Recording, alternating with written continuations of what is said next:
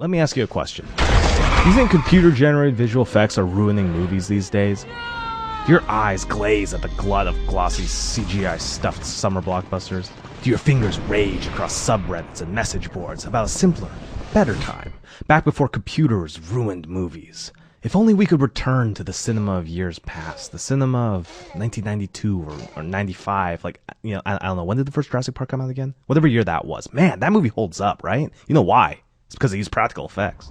And you hear that a lot these days too, how practical effects are always better, and filmmakers just need to use more of them. Because the fact is, computer-generated visual effects look bad, and they're ruining movies, right? You see, I don't think so. I think the reason we think CG looks bad is because we only see bad CG. See, amazing, wonderfully executed CG is everywhere, you just don't know it. When done well and paired with solid storytelling, you will rarely notice that what you're looking at was churned up by a dirty, soulless computer in some Kiwi basement.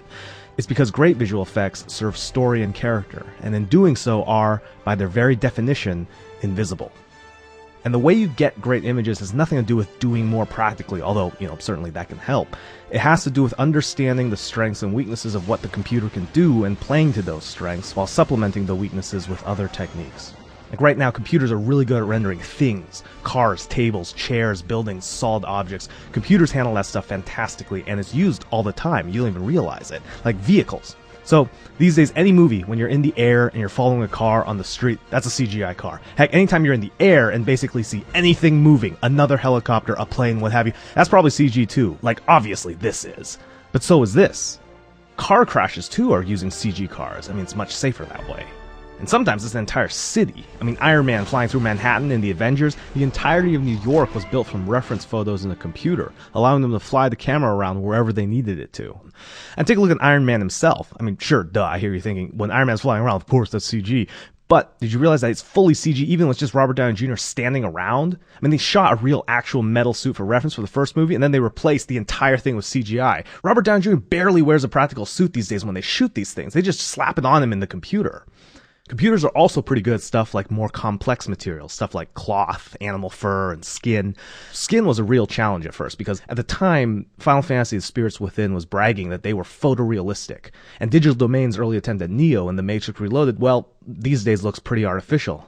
But the same technology and the team that worked on him got better by the third Matrix movie, and then got really good by The Curious Case of Benjamin Button. There's nothing wrong with old age. Old Man Button's face is actually fully 100% CGI, even though a lot of people thought it was a makeup effect.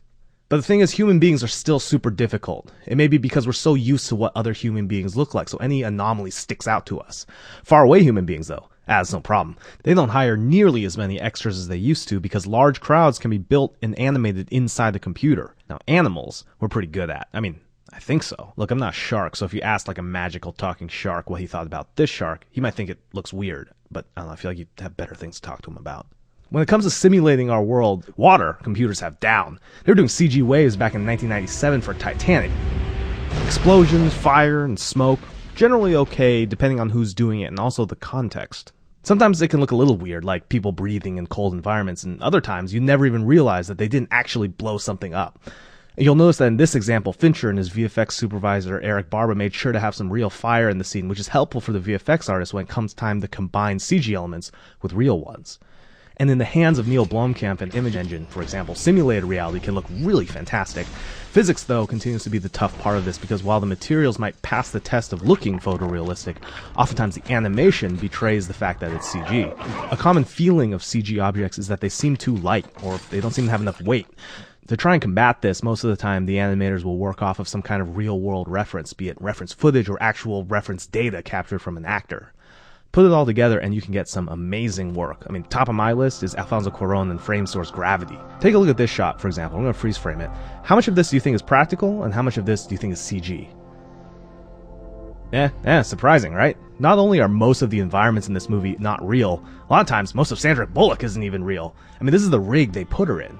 There are times when you see her body is fully CG minus her head and face. In fact, gigantic chunks of this movie are nearly 100% CGI. And when it comes to blending practical and digital, George Miller basically drops the mic on Mad Max Fury Road. What's interesting here is that when you look at this visual effects breakdown, there's a lot of CG still happening. I mean, these backgrounds, those canyons. Here, they're taking practical footage of other cars to add back into this shot. Everybody pointed at this movie as an example of like how good practical effects could be, but if you watch and listen to interviews and behind the scenes, you might be surprised to find that Miller was completely comfortable letting CG artists do a lot of the stuff in the computer for this movie.